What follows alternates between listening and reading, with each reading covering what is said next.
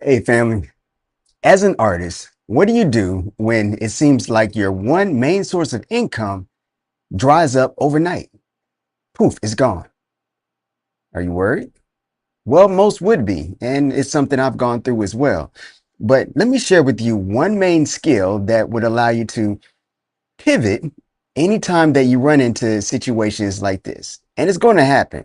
As someone that I've started in my parents' basement, but since then I've been able to work my way up to Tyler Perry Studios, Nike, Marvel, been able to work with a lot of billion-dollar brands. But no matter who it is that I'm working with, things still change. One minute a trend is hot, one minute a certain uh, thing is constantly being asked for, and next thing you know, it's gone. What do you do? But I'm going to share with you in this video exactly what to do or what skills to have that allow you to be able to never worry when those situations come up. And in the meantime, go ahead and I'm going to finish up a painting I started on one of the other lives, and we'll see how this turns out. And I'll continue to tell the stories as I go along. So this was the this was the painting that I was working on uh, just the other day, and I'll go ahead and finish it up while we're talking.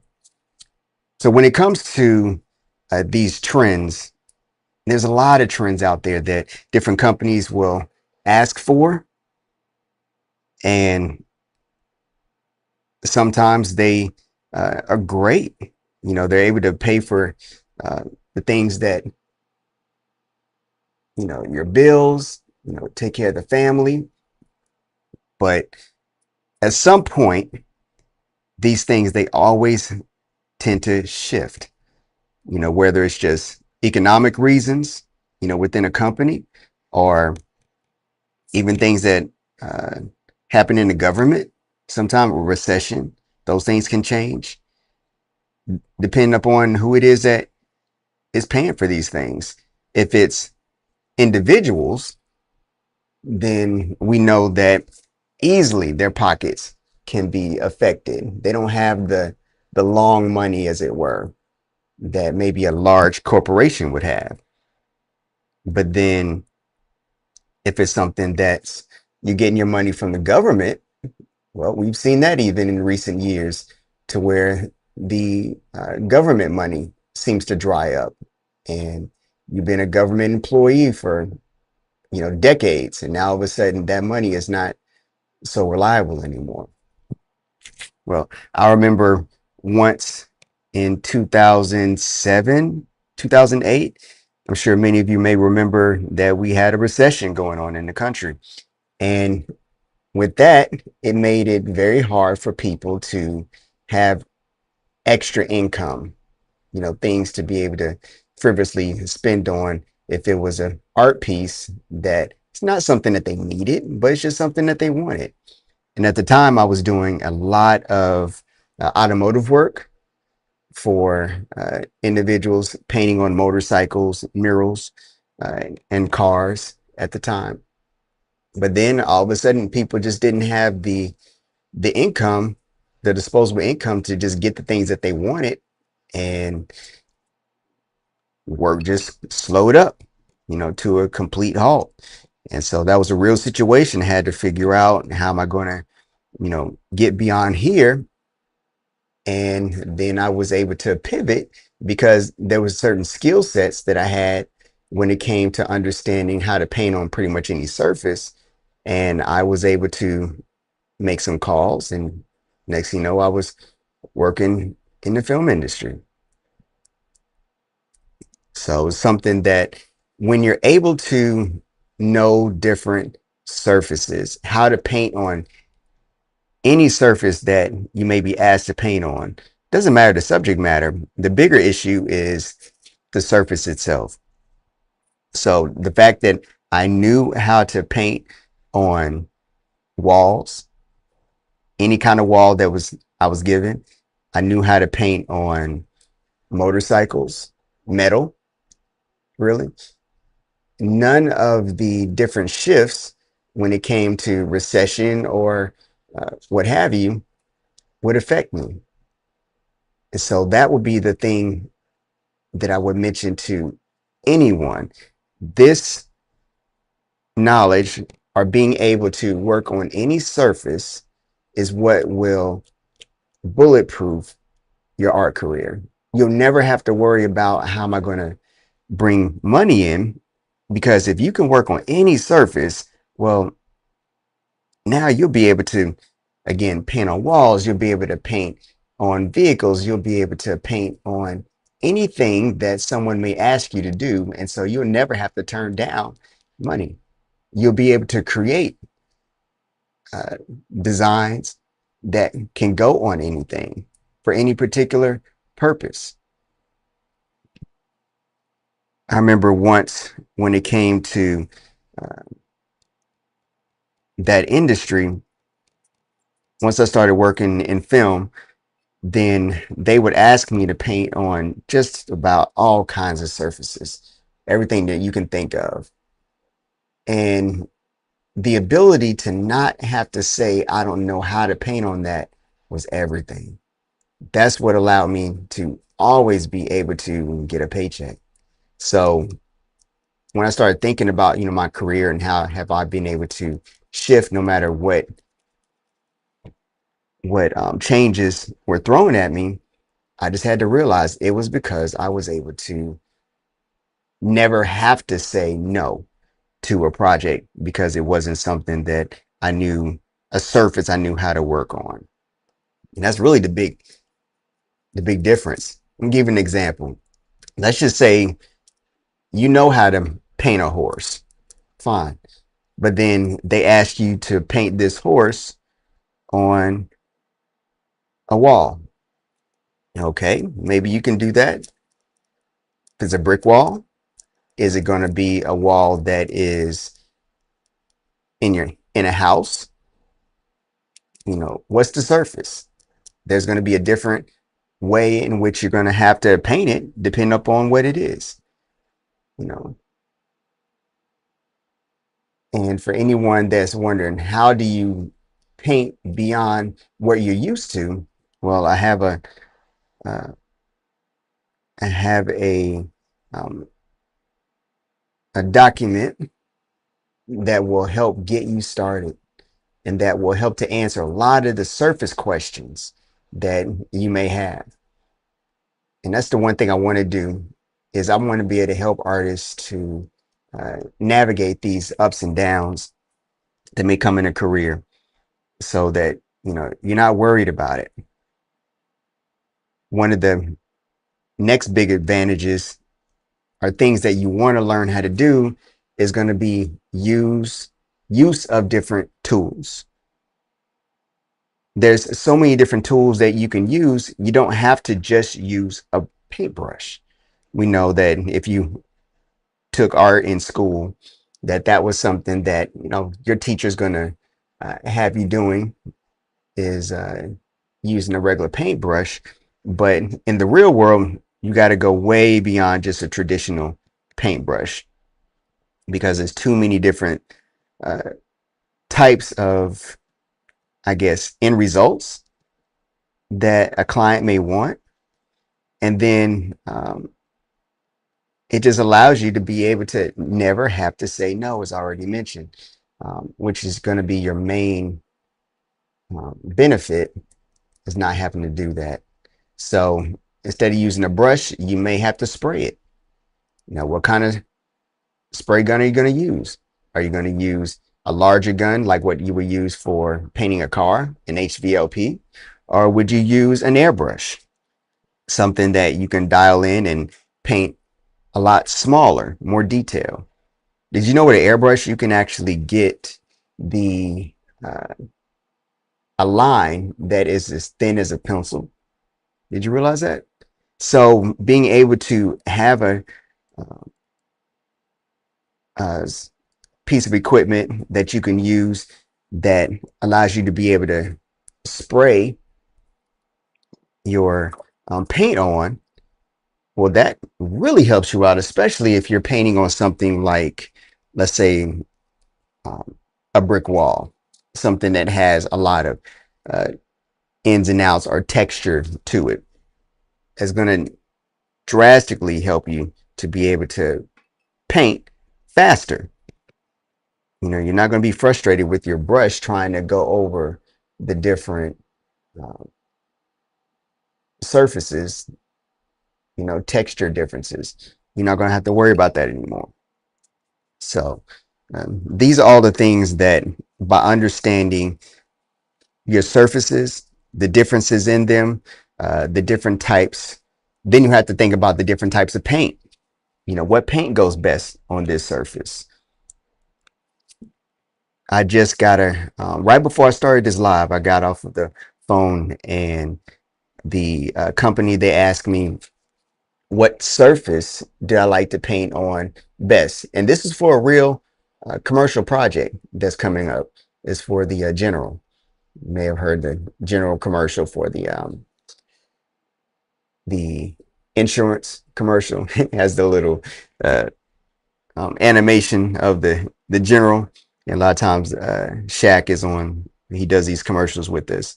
But they were asking me about painting and which type of surface that I prefer.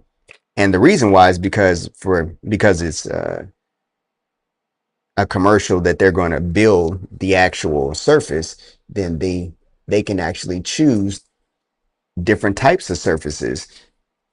And I was able to, you know, mention that I could work with either one that they may want to work with. It didn't really matter. And just the ability to say that, that's what can continue to keep you hired. Because what if they just have a specific surface that they want you to work on? You never want to have to say, oh, I don't know how to work on that particular surface. You never want to have to do that. And so that's why I want to be able to show you how you can never have to say, I don't know how to work on that particular surface. As a matter of fact, let me show you with an airbrush an example of what it can do. So this is, you know, your airbrush, and I already have the color that's in it. And I'm just gonna spray in here very quickly, kind of even out some of the tones. And that's what airbrush is really good at doing also. If you have the painted with a paintbrush that's more textured, you see all the brush strokes and whatnot underneath it, and then being able to spray on top. Well, this is a blending effect. Sometimes you may have thought that you can only do that with, let's say, oil paints, but this is all acrylic. And it's not a cheat code, but it's just knowing your different tools. You can kind of see what's happening. So I'll just go over all of the horse's head, kind of blend everything in. Then I can come back later on and add in other tones. But that's the benefit of being able to use different tools. I was once told that you never want to be a jack of all trades and a master of none. Well, just the thought of being a jack of all trades or knowing how to do many different things. The concept is that you don't want to be that way, because then you're not going to uh, maybe be a master of any. That's not necessarily true at all. As a matter of fact, being a jack of all trades, or understanding how to have many different disciplines when it comes to your artistry, that's the advantage. That's the cheat code. That's what they don't tell you when you're maybe in school. It's the knowing how to the knowing of how to do many different uh, applications to your art is actually what can have you being able to always pay your rent. You know, you don't have to be known as that starving artist. And I can honestly say, know, that I've never not been able to pay any bills because I've been able to utilize my art and be able to paint on any surface. That's it. That's the cheat code. Being able to paint on any surface. And what allows you to do that is understanding the different surfaces, the different types of paint that's needed to go on those surfaces, and the different tools to be able to paint on those surfaces, whether it's to paint on those surfaces easier or to paint on those surfaces faster. That's what the being able to understand different those different aspects of your paint and your tools. That's everything. So I want to be able to, if you're interested in wanting to know more about the different tools and the different the different types of surfaces and what's going to work best on those surfaces, let me know in the comments and I'll make sure to send you a copy. It's easy to do right now since it's just starting out with this YouTube, so I can just manually send it to you. But yeah, put in the comments what uh, what you're interested in. If you're interested in getting that, and I'll make sure you get it. But were you able to see how that airbrush, how it was able to kind of blend in everything? Yeah, it's really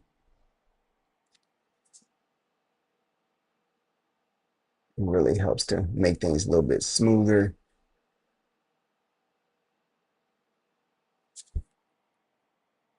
And hopefully this is something that is helpful to you to be able to know how to do. So I'm going to do a little bit more on here and then probably finish it up on the next video. But yeah, my goal is to just really help out,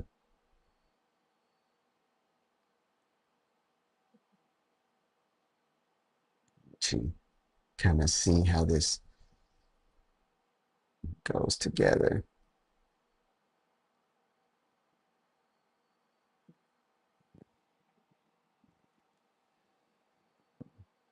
How's this look so far?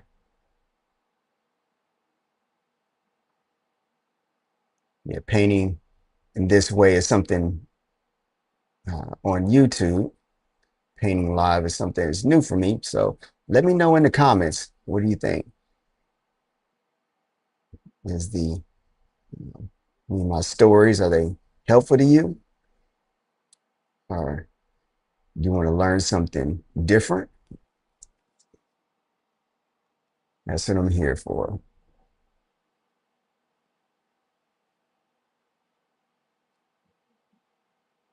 But yeah, I just want to show this real briefly, different ways. And this is all acrylic paint that I'm using. So just something fun.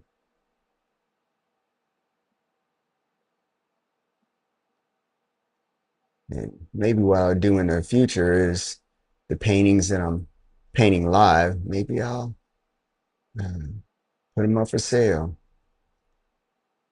at the end of the video if I have some longer videos.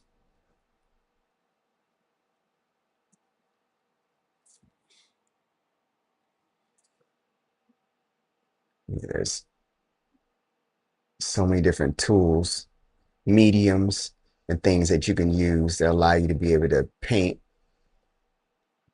like it's oil paint. That's actually what I'm doing now. This paint, it will blend together just like oils. So those are things that if you're interested in it and acrylic just frustrates you to high heaven, let me know that too. And I can show you some other cheat codes that can help you be able to paint in acrylic so that it's no longer frustrating to you.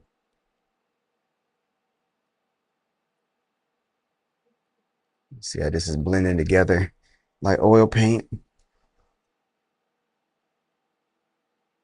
Yeah, it's very easy sort of adjustments to make in your paint, and that becomes very easy to do.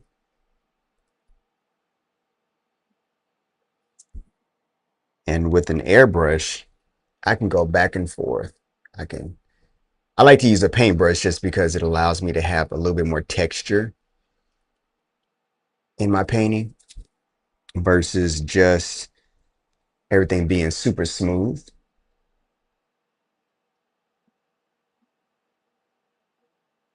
And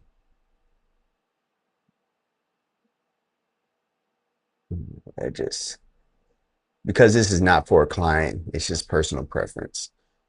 But knowing how to utilize your different paint mediums and whatnot allows you to match whatever it is that the client is asking for if you're painting for an actual, customer. And it's not just a painting that you're doing just on your own.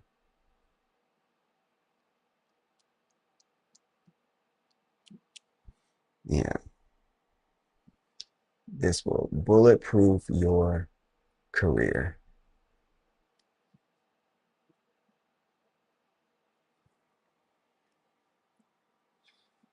So maybe I'll go ahead and I'll stop here. And then on the next one, I will show you the finished product. All right.